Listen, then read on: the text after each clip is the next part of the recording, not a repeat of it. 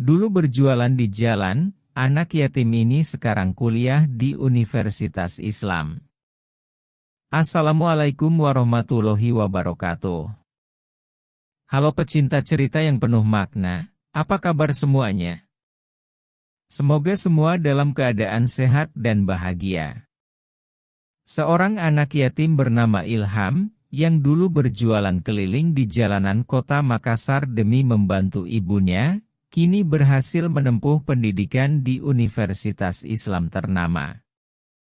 Perjuangannya yang penuh rintangan dan tekad kuat menginspirasi banyak orang bahwa keterbatasan bukanlah penghalang untuk meraih mimpi. Hari itu, matahari Makassar bersinar terik. Ilham, bocah 12 tahun, berdiri di perempatan jalan dengan keripik di tangan. Ia sudah berkeliling sejak pagi, namun dagangannya belum juga habis. Beberapa pengendara hanya meliriknya sekilas, sebagian bahkan menutup kaca mobil tanpa berkata apa-apa. Ilham tak berkecil hati. Ia tersenyum dan tetap menawarkan dagangannya dengan penuh semangat. Namun, hari itu tampaknya bukan hari baik baginya. Seorang pengendara tiba-tiba membentaknya, "Jangan berdiri di tengah jalan. Bahaya tahu." Ilham terkejut, namun ia hanya menunduk dan mundur perlahan ke trotoar. Sesampainya di rumah kontrakan kecilnya, ia melihat ibunya, Bu Siti, tengah batuk-batuk di atas kasur. Wajahnya pucat, tubuhnya terlihat lebih kurus dari sebelumnya. Ilham langsung menghampiri dan memegang tangan ibunya. "Ibu, minum obat dulu, ya." "Ilham udah beliin tadi pakai uang dagangan," katanya lembut. Bu Siti tersenyum tipis dan mengelus kepala Ilham. "Nak, kamu gak perlu mikirin ibu terus. Fokus aja sekolah, ya." Suaranya serak, tapi penuh kasih sayang. Ilham hanya mengangguk. Ia tahu, jika ia tidak berjualan, mereka tidak akan makan. Uang yang didapat ibunya dari menjahit hanya cukup untuk membayar kontrakan dan listrik. Untuk makan sehari-hari, Ilham harus berusaha sendiri. Masalah bertambah. Suatu hari, ketika sedang berjualan di sekitar area pertokoan, seorang petugas menegurnya. "Dik, kamu gak boleh jualan di sini. Nanti kalau ada razia, barang daganganmu bisa disita," kata petugas itu tegas. Ilham panik. Jika ia tidak bisa berjualan di tempat ini, bagaimana ia akan mendapatkan uang? Ia mencoba pindah ke lokasi lain, tapi pembelinya semakin sedikit. Belum selesai dengan masalah itu, Ilham juga menghadapi kesulitan di sekolah. Beberapa teman mulai mengejeknya karena selalu datang dengan seragam lusuh dan sepatu yang sudah bolong. Lihat tuh, Ilham pakai sepatu warisan dinosaurus, hahaha," kata salah satu temannya. Ilham menunduk, menahan perasaan sakit di hatinya. Ia ingin marah, ingin membalas, tapi ia tahu itu tidak akan mengubah keadaan. Ia memilih diam dan terus belajar. Hingga suatu hari, cobaan terbesar datang. Ketika bel pulang berbunyi, Ilham dipanggil oleh wali kelasnya. "Ilham, ibu tahu kondisi keluargamu sedang sulit. Tapi, kamu sudah menunggak SPP 3 bulan. Sekolah juga punya aturan, nak," ujar Bu Rina dengan nada lembut. Mata Ilham langsung memerah. Ia menunduk, menahan air mata yang hampir jatuh. Saya akan cari uangnya, Bu.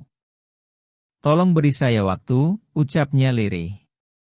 Malam itu, Ilham pulang dengan langkah berat. Di rumah, ibunya sudah tertidur. Nafasnya terdengar berat, dan sesekali ia batuk parah. Ilham duduk di pojok kamar, menatap langit-langit.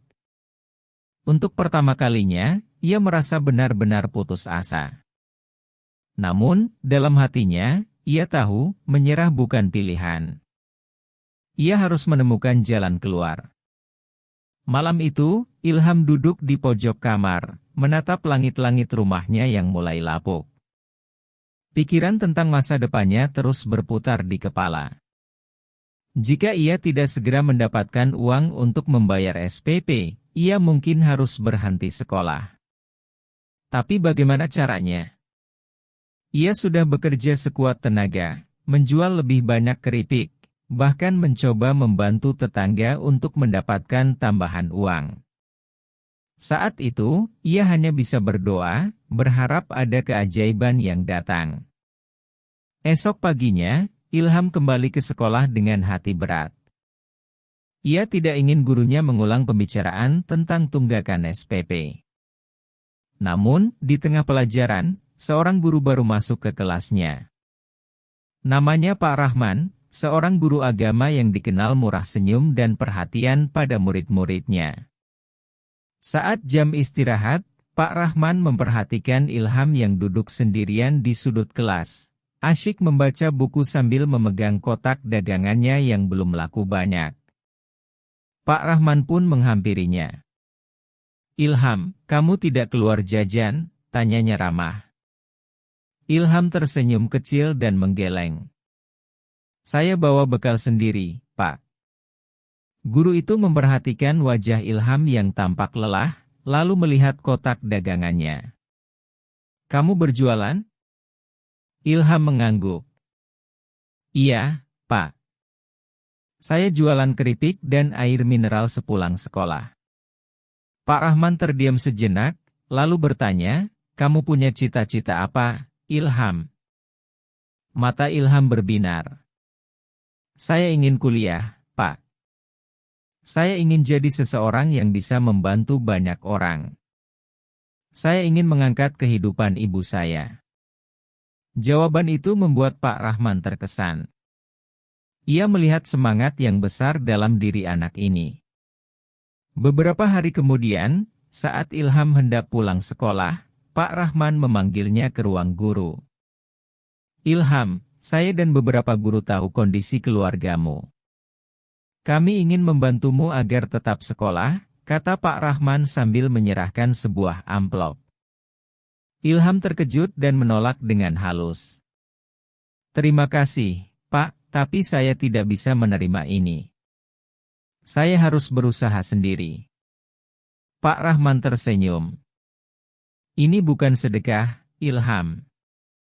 Ini adalah investasi untuk masa depanmu, untuk biaya di SMP dan di SMA nanti. Jika kamu ingin membantu orang lain suatu hari nanti, kamu harus menyelesaikan sekolahmu dulu." Setelah berpikir sejenak, Ilham akhirnya menerima bantuan itu dengan mata berkaca-kaca. Dengan uang tersebut, ia langsung membayar tunggakan sekolahnya. Untuk pertama kalinya dalam beberapa bulan terakhir, ia bisa tidur dengan lebih tenang. Sejak saat itu, semangat Ilham semakin membara. Ia semakin rajin belajar dan tetap berjualan, namun dengan lebih teratur. Ia membagi waktunya dengan lebih baik agar tidak mengorbankan sekolah. Selain itu, seorang pelanggan tetap, seorang pria paruh baya bernama Pak Udin yang sering membeli keripiknya, mulai memperhatikan kerja keras Ilham. Suatu hari, Pak Udin bertanya, "Nak, kamu ingin sekolah sampai mana?"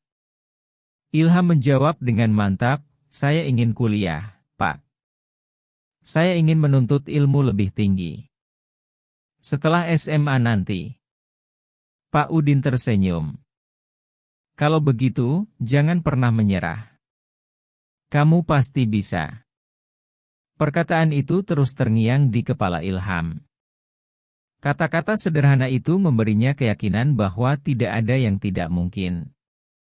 Meski masih banyak tantangan yang harus ia hadapi, Ilham merasa bahwa jalannya semakin jelas. Ia harus terus maju, tidak peduli seberapa berat perjuangannya.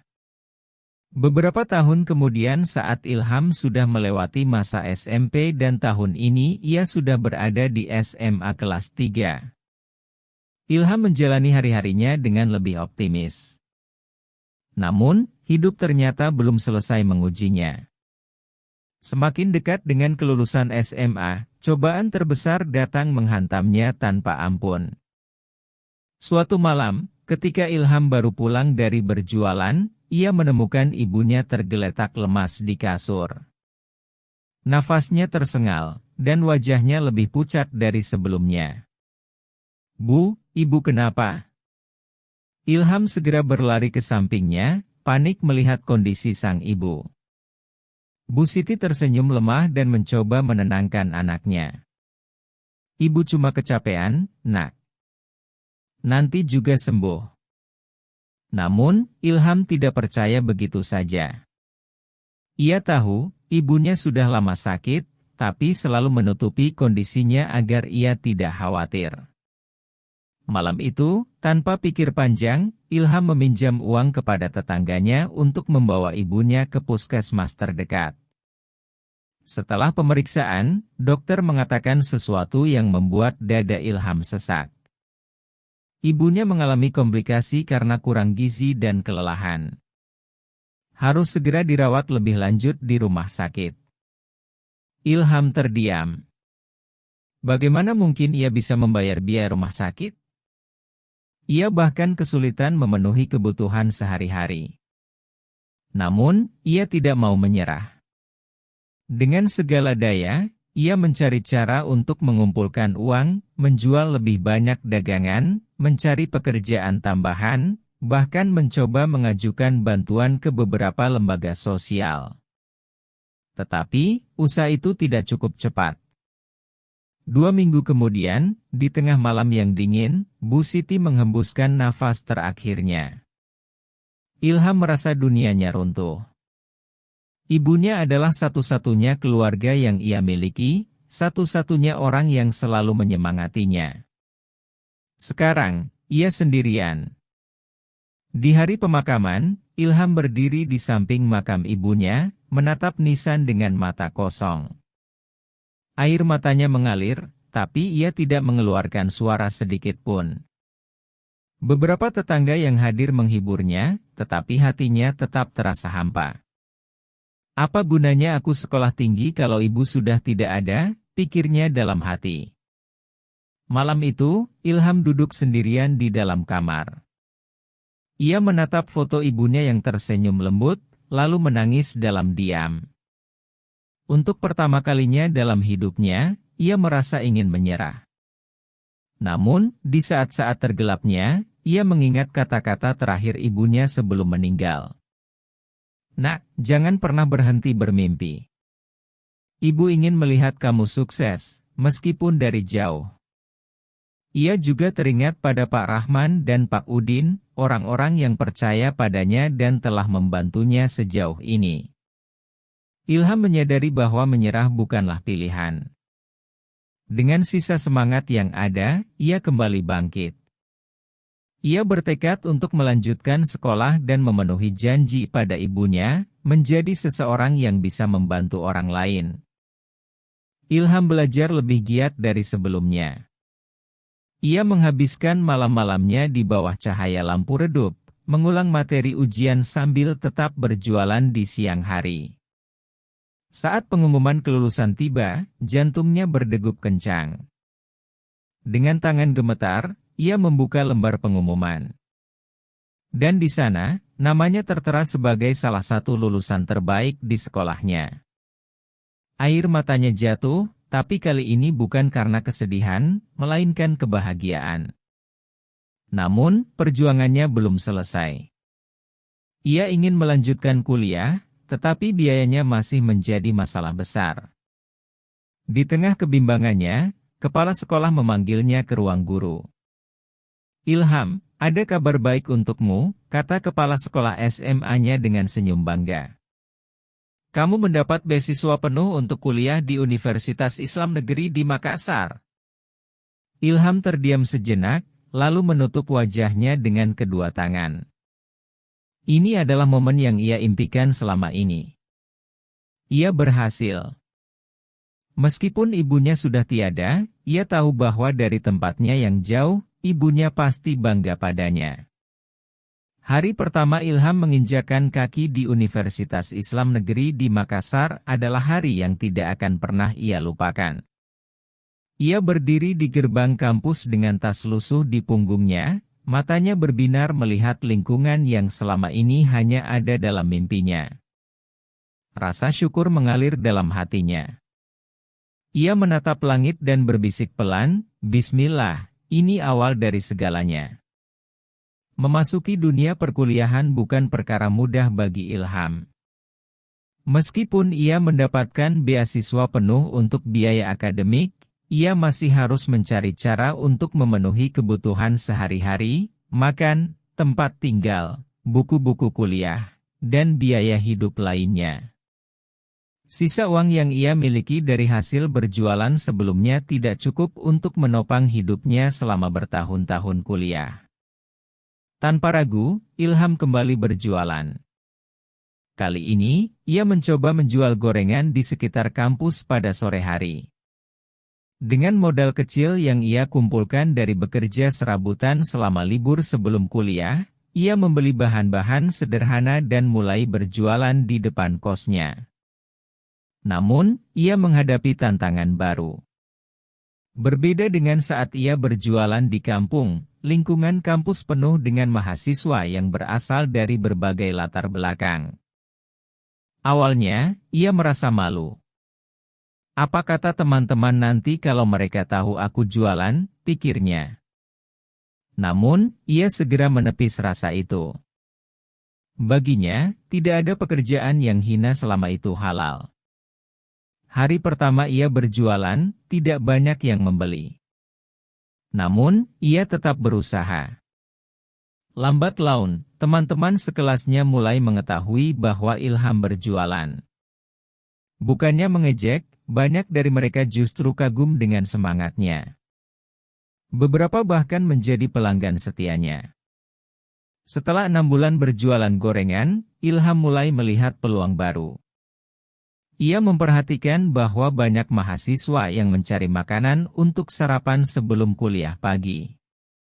Dengan berbekal pengalaman dan sedikit tabungan dari hasil jualan gorengannya, ia memberanikan diri untuk menambah menu dagangannya dengan nasi kuning.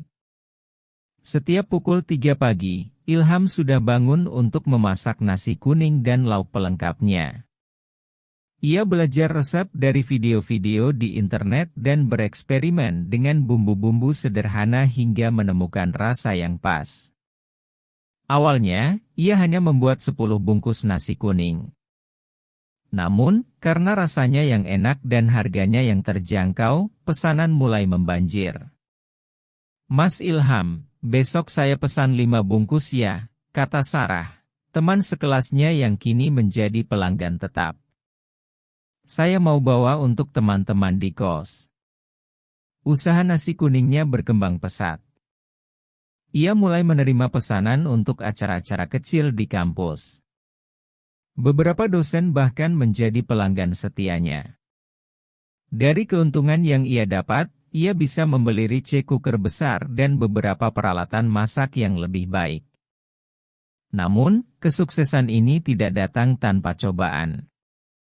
Suatu hari, setelah hampir setahun berjualan, Ilham mengalami kerugian besar. Ia menerima pesanan untuk acara seminar mahasiswa, tetapi karena kesalahan perhitungan, banyak makanan yang tersisa dan terpaksa terbuang. "Maaf, Mas Ilham. Pesertanya tidak sebanyak yang kami perkirakan," kata ketua panitia dengan rasa bersalah. Kejadian ini membuat Ilham hampir kehilangan seluruh modalnya. Ia terpaksa berhenti berjualan selama seminggu untuk memikirkan strategi baru. Selama masa itu, ia banyak membaca tentang manajemen usaha kecil dan belajar dari pengalaman pedagang lain di sekitar kampus. Kegagalan ini adalah pelajaran berharga, katanya pada diri sendiri. "Aku harus lebih bijak dalam mengelola usaha." Setelah kejadian itu, Ilham mulai mencatat dengan teliti setiap pemasukan dan pengeluaran. Ia juga lebih hati-hati dalam menerima pesanan besar dan selalu meminta uang muka untuk menghindari kerugian.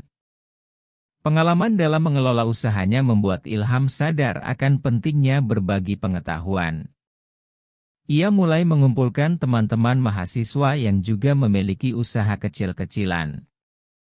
Mereka membentuk komunitas informal yang diberi nama Mahasiswa Berkarya.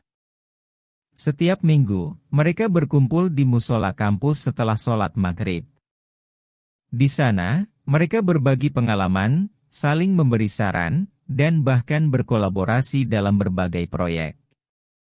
Ada yang jualan pulsa, ada yang menerima jasa pengetikan, dan ada pula yang berjualan pakaian online. Kita semua punya kesulitan masing-masing, kata Ilham dalam salah satu pertemuan. Tapi dengan berbagi pengalaman, beban itu terasa lebih ringan. Komunitas ini kemudian mendapat perhatian dari pihak kampus. Beberapa dosen mulai memberikan bimbingan, dan bahkan ada yang menawarkan untuk menjadi mentor. Fakultas Ekonomi dan Bisnis Islam mengundang mereka untuk berbagi pengalaman dalam seminar kewirausahaan mahasiswa. Ketika pandemi COVID-19 melanda, Ilham dan teman-temannya menghadapi tantangan baru. Kampus ditutup, dan mayoritas mahasiswa pulang ke kampung halaman. Usaha nasi kuningnya terancam gulung tikar.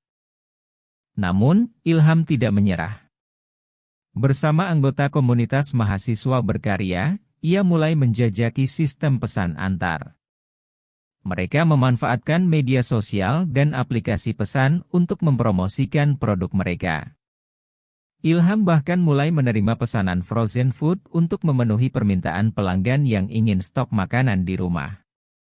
Dalam setiap kesulitan, pasti ada kemudahan, katanya, mengutip ayat Al-Quran yang selalu menguatkannya. Setelah lulus dengan predikat cum laude, Ilham tidak langsung mencari pekerjaan kantoran seperti kebanyakan temannya. Ia memilih untuk fokus mengembangkan usahanya. Dengan ilmu yang ia dapat dari kuliah dan pengalaman selama ini, ia membuka warung makan sederhana tidak jauh dari kampus. Ia merekrut beberapa mahasiswa yang membutuhkan pekerjaan paruh waktu, memberikan mereka kesempatan seperti yang pernah ia dapatkan dulu. Salah satunya adalah Raffi, mahasiswa yang dulu hampir putus kuliah karena masalah ekonomi. Mas Ilham bukan hanya memberi saya pekerjaan, kata Raffi suatu hari. Tapi juga memberi saya harapan dan pembelajaran berharga. Warungnya kini menjadi tempat favorit mahasiswa, tidak hanya karena makanannya yang enak dan terjangkau, tetapi juga karena suasananya yang nyaman untuk belajar. Ilham sengaja mendesain warungnya dengan banyak stop kontak dan wifi gratis, menciptakan ruang yang ia impikan ketika masih menjadi mahasiswa dulu. Kesuksesan tidak membuat Ilham lupa pada perjuangannya dulu. Ia mendirikan yayasan kecil yang memberikan beasiswa kepada anak-anak kurang mampu. Setiap bulan, ia menyisihkan sebagian keuntungannya untuk membantu biaya sekolah mereka. Dulu saya bisa kuliah karena beasiswa. Sekarang, giliran saya yang membantu orang lain, katanya dalam sebuah wawancara dengan media lokal. Ia juga rutin memberikan pelatihan kewirausahaan di pesantren-pesantren dan sekolah-sekolah di pelosok Makassar. Baginya, pendidikan dan kewirausahaan adalah kunci untuk memutus rantai kemiskinan. Kini, 10 tahun setelah hari pertamanya di UIN di kota Makassar, Ilham duduk di kantornya yang sederhana di lantai 2 warungnya. Di dinding terpajang foto-foto perjalanannya, dari gerobak gorengan pertamanya hingga pembukaan cabang warung ketiganya. Ada juga foto-foto dengan anak-anak penerima beasiswa dan sertifikat penghargaan dari berbagai institusi. Ia mengambil buku catatan lusuh yang selalu ia bawa sejak hari pertama kuliah. Di halaman pertama, masih tertulis jelas kata-kata yang ia tulis dulu, Bismillah, ini awal dari segalanya. Ilham tersenyum. Kata-kata itu kini memiliki makna yang jauh lebih dalam. Baginya, setiap hari adalah awal yang baru untuk berbuat lebih baik, untuk memberi lebih banyak, dan untuk terus bersyukur atas segala nikmat yang telah ia terima. Karena ia tahu, perjuangan tidak pernah berakhir. Setiap pencapaian hanyalah batu loncatan untuk berbuat lebih baik lagi, untuk memberi manfaat lebih besar kepada orang lain, dan untuk terus menginspirasi generasi berikutnya bahwa dengan kerja keras, doa, dan tekad yang kuat, tidak ada yang tidak mungkin. Semoga cerita ini menambah pengetahuan, inspirasi dan motivasi kita. Mohon maaf apabila ada cerita yang salah atau kurang berkenan. Terima kasih. Wassalamualaikum warahmatullahi wabarakatuh.